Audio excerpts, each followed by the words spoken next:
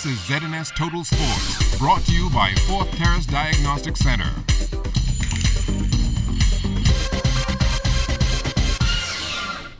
Welcome to sports, everybody. Another Bahamian has signed a professional baseball contract. Earlier today at the Max D facility on Bay Street, Dale Davis put pen to paper as he became the newest member of the Texas Rangers organization. Davis received a ceremonial jersey and a Rangers cap, and he posed for pictures with a big smile on his face.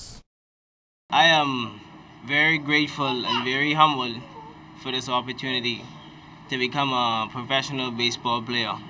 All the work I did is just behind me.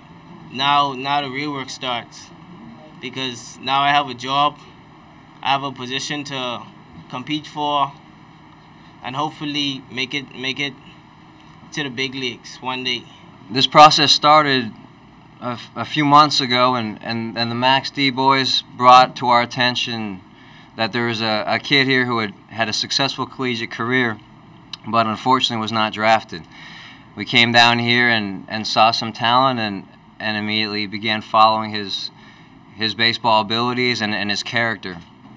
And I think today we sit here very excited to add Dale Davis to our organization. I think we're acquiring a very talented athlete, number one, whose best tool is probably his game-changing speed. He's got a very good arm. He can play in the infield, he can play in the outfield. He's got good bat speed. He's got more strength in that swing than you might think. And he knows his game. He puts the ball on the ground, he uses his legs, he causes havoc, and he's aggressive. Dale, as a person, never gave up. And I think this shows that, it's never really too late. It's always one more shot at it, one more chance. And Dale is a very hard worker. He can be an example to the rest of the guys coming up behind him. Before he came on with us, he wasn't too sure what he wanted to do or what was going to happen, but, he continued to put in the hard work. And, it's a testament to him, a testament to his background, which means his family, not allowing him to give up. Family is so important for support. When you think that, your opportunity is past you, give it one more go. After hosting its All-Star Classic over the weekend, the New Providence Basketball Association is now in its stretch run, and President Keith Belzy-Smith has high expectations.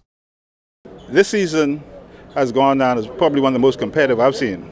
I've said it before, the teams that we picked before who were perennial domineering teams, they're no longer like that.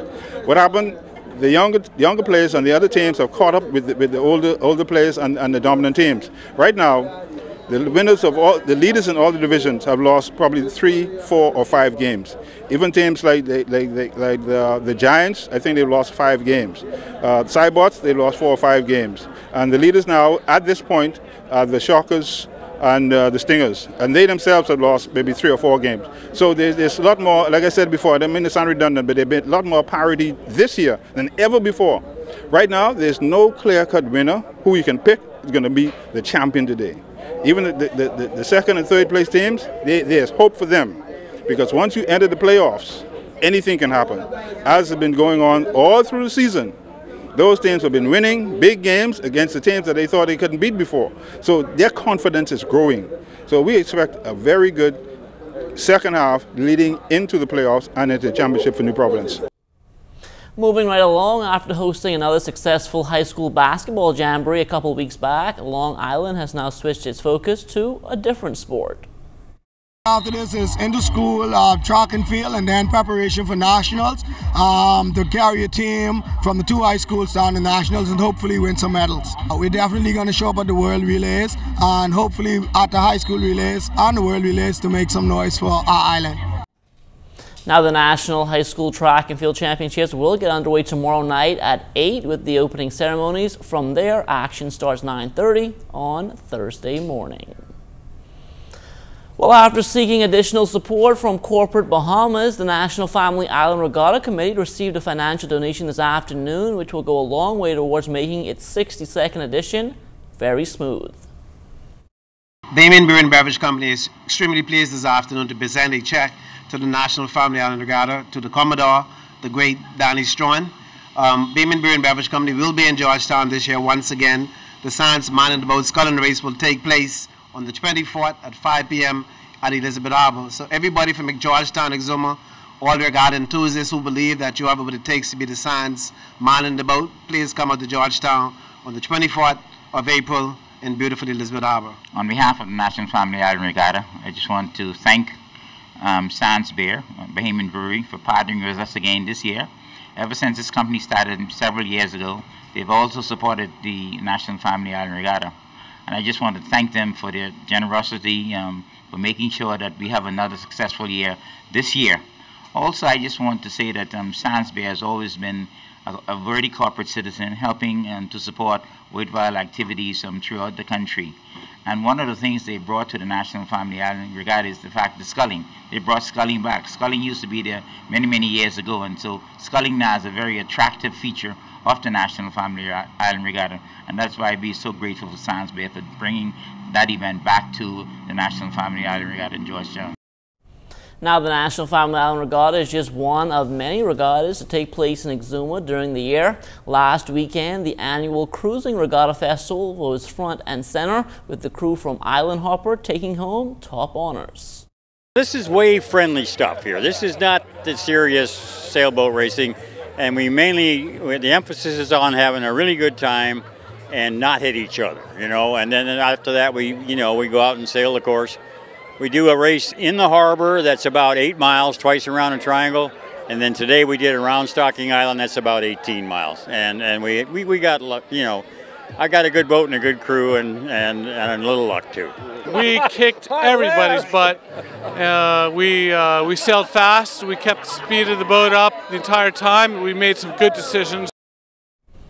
To find out how the event went as a whole, we were able to catch up with outgoing chairman Oliver Sinclair and incoming chair Gene Jeffries. We had some great activities. We had 2 different boat races. One was in the harbor racing, the other one was around the island race. We had some great activities like volleyball, coconut challenge, bocce ball. We had beach golf, where we played golf on the beach. We had a wonderful week. The weather was beautiful, and the people here are fantastic. Evidenced by this week, it's just fun things one after another. The races going on, legitimate and down to the wire. The races were excellent today, and we had races 2 days ago. The weather's been nice. It's going to be better next year. What drives people to this island called Exuma, do you think? You know, the participants this year, some of them talk about having come here for 30 years and 20 years. They come back because they love this island and the people here, and we want to do it every year. So I think you have residents that just come as much as they can to be here. Now, in years past, the Cruising Regatta would have finished up right in Exuma, but this time around the committee has added an extra stop.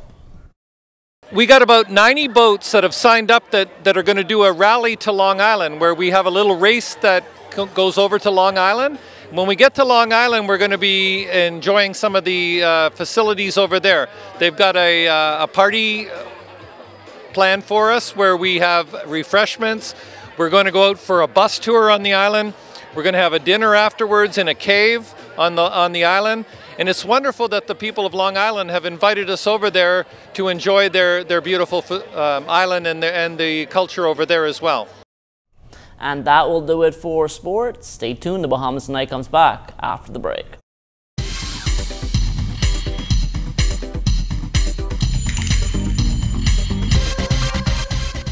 This is ZNS Total Sports, brought to you by 4th Terrace Diagnostic Center.